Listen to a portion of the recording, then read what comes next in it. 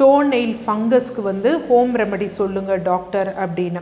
So அப்போ என்ன இதற்கு ஒரு தீர்வு அப்படின்னா விட்டமின் டி. யூஸ்வலாக இந்த கால்களில் இந்த ஃபங்கல் இன்ஃபெக்ஷன் இருக்கிறவங்களுக்குலாம் பார்த்தோம்னா விட்டமின் டின்னு சொல்லக்கூடிய கோலிகால்சிஃபரால் வந்து விட்டமின் D3ன்னு சொல்லக்கூடிய கோலிகால்சிஃபரால் கொஞ்சம் கம்மியாக தான் இருக்கும்.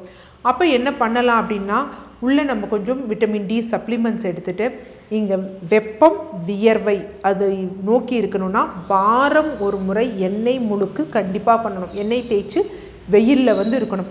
இருக்கும் பொழுது என்ன ஆகும் அப்படின்னா அந்த நகைச்சொத்தை கொஞ்சம் கொஞ்சமாக மாறாகும். அதே மாதிரி நார்மலாக vitamin D capsules D3 capsules வெளியே கிடைக்கும். அதில் ஒரு ஆயில் இருக்கும். அந்த ஆயிலை நம்ம டாப்பிக்கலாக நீங்கள் போட்டுட்டு வந்தீங்கனாலே போதும், அந்த நகைச்சொத்தையும் உங்களுக்கு சரியாக போயிடும். நல்லா அந்த ஃபங்கஸ் சுத்தமாக இல்லாமல் போயிடும். திரும்ப திரும்ப வருவதும் ஏற்படாமல் தவிர்க்கலாம். ஃபங்கஸும் முழுவதுமாக அழிந்துவிடும்.